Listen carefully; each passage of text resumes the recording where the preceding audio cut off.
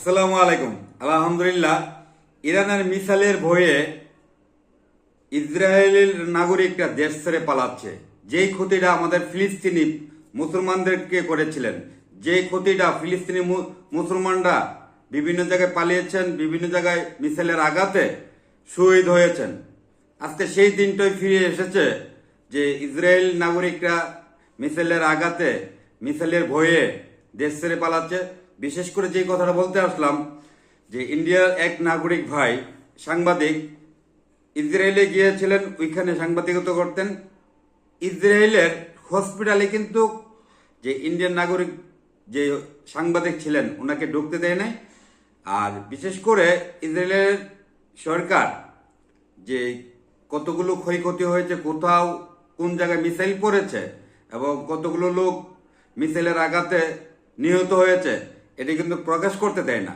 তাহলে ধরে নিতে হবে কি ইরানের মিসাইলের আঘাতে হাজার হাজার ইসরায়েলি বা নাগরিক বাহিনী অনেক নিহত হয়েছে। এটা একটা টিভি নিউজে এসে ইন্ডিয়া সাংবাদিক প্রকাশ করেছেন। ইন্ডিয়া যদি ছোটখাটো একটা কোনো কিছু হয়ে থাকে তাহলে কিন্তু যাই হয়ে থাকে এটা জনগণের সামনে অথবা মিডিয়ার সামনে প্রকাশ করে। তো ইসরায়েলের যেই ক্ষয়ক্ষতি হয়েছে, বিভিন্ন জায়গায় ক্ষতি হচ্ছে অথবা নিহত হচ্ছে, এটা কিন্তু ইসরায়েলের সরকার নিষেধ করে দিয়েছে প্রকাশ করার জন্য, এবং সাংবাদিকদেরকেও ঢুকতে দিচ্ছে না। তাহলে ধরে নিতে হবে কি আলহামদুলিল্লাহ ইরানের মিসাইলের আঘাতে বেশ কিছু ইসরায়েল বাহিনী নিহত হয়েছে।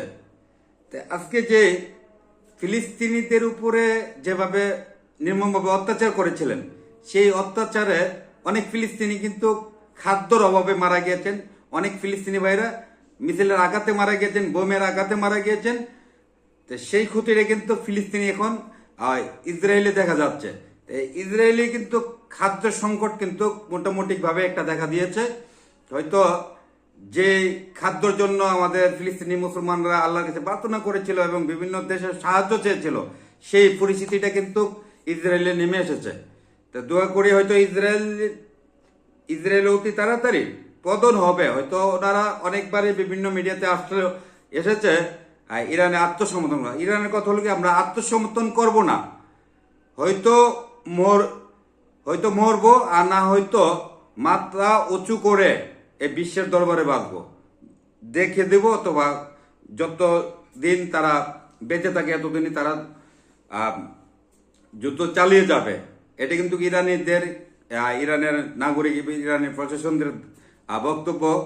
তাই দোয়া রইল ইরানবাসীর জন্য, যে ইরানবাসীরা হয়তো বিভিন্ন দেশে হয়তো ইরানের অনেক ক্ষয়ক্ষতি হবে, হচ্ছেও। হয়তো ইরান কিন্তু একা, ইমানের জোর একাই কিন্তু যুদ্ধ চালিয়ে যাচ্ছে। বিভিন্ন দেশ থেকে কিন্তু যেরকম আফগানিস্তান কিন্তু সরাসরি বক্তব্য দিয়েছেন, যদি আমার দেশের উপরে ইরানে আমার মুসলমানদের উপরে যদি কোনো আক্রমণ করে তাহলে আমরাও যুদ্ধ পরিস্থিতিতে জড়িত হয়ে আমরা ইসরায়েলের বিপক্ষে যুদ্ধ করব, এরকম ঘোষণা দিয়েছে। তাই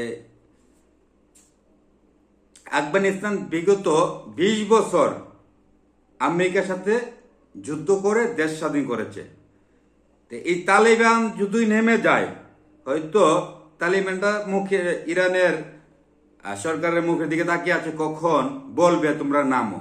তারা কিন্তু নামছে না। তারপরে পাশাপাশি এখানে ইরান থেকে কিন্তু বাংলাদেশের সাপোর্ট চাচ্ছে।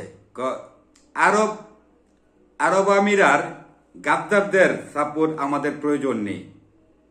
বাংলাদেশের মানুষকে আমরা পাশে চাই। আলহামদুলিল্লাহ বাংলাদেশের মানুষকে পাশে চাই। হয়তো বাংলাদেশের মানুষ গাদ্দার না।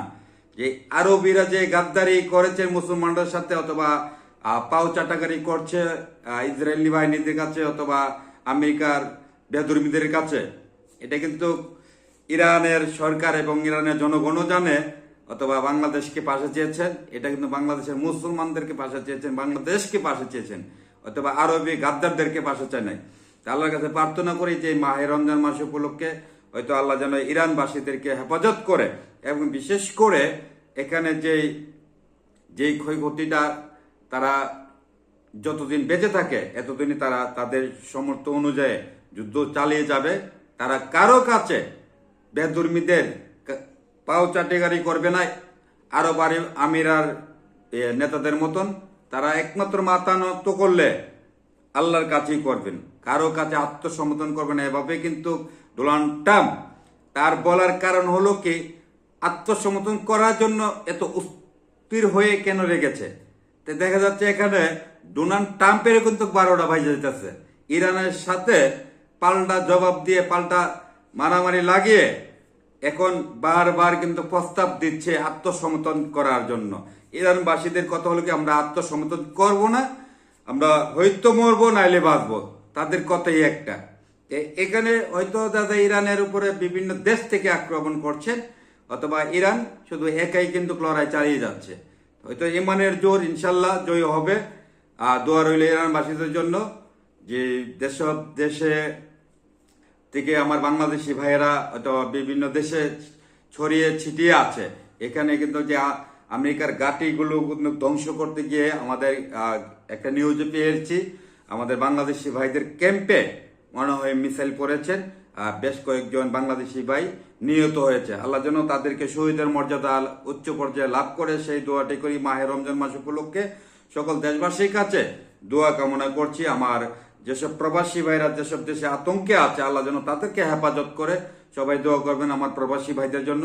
আমি সকল প্রবাসী ভাইদের জন্য মাহে রমজান মাস উপলক্ষে নামাজ পড়ে দোয়া করবো আল্লাহর কাছে, আল্লাহ যেন আমার সৌদি আরব, বাহারান, কাতার, ওমান, দুবাই, কুয়েত, যেসব দেশে আমার বাংলাদেশি ভাইরা আছেন, আল্লাহ যেন তাদেরকে হেফাজত করেন। হয়তো আজকে তারও দুঃখ প্রকাশ করছে, আমরা কোনো পার্শ্ববর্তী দেশের সাথে আমাদের বিরোধ নেই, আমাদের বিরোধ হলো কি আমেরিকার ঘাঁটির সাথে। এই ঘাঁটি ধ্বংস করতে গিয়ে হয়তো বিভিন্ন জায়গায় মিসাইলগুলো পড়ছেন, সেই পড়া উপলক্ষে কিন্তু আমাদের বাংলাদেশি বেশ কয়েকজনই নিহত হয়েছেন, এবং তাদের পরিবারের জন্য যেন আল্লাহ পাক রাব্বুল আলামিন তাদেরকে ধৈর্য ধরা তৌফিক দান করে, এবং যারা আমাদের প্রবাসী ভাইরা হয়তো বেশ কয়েকজন নিহত হয়েছে তাদেরকে যেন বেশ নসিব দান করে, সেই কামনাই করছি, আল্লাহর কাছে প্রার্থনা করি। আর সকল দেশবাসী দোয়া করবেন আমার প্রবাসী ভাইদের জন্য এবং ইরানবাসীদের জন্য, আল্লাহ যেন ইরানবাসীদেরকে জয়যুক্ত করে। আজকের মতোই আমি কাজী মুখলেস বিদায় নিলাম। ভালো থাকবেন, দেখা হবে, কথা হবে। আসসালামু আলাইকুম।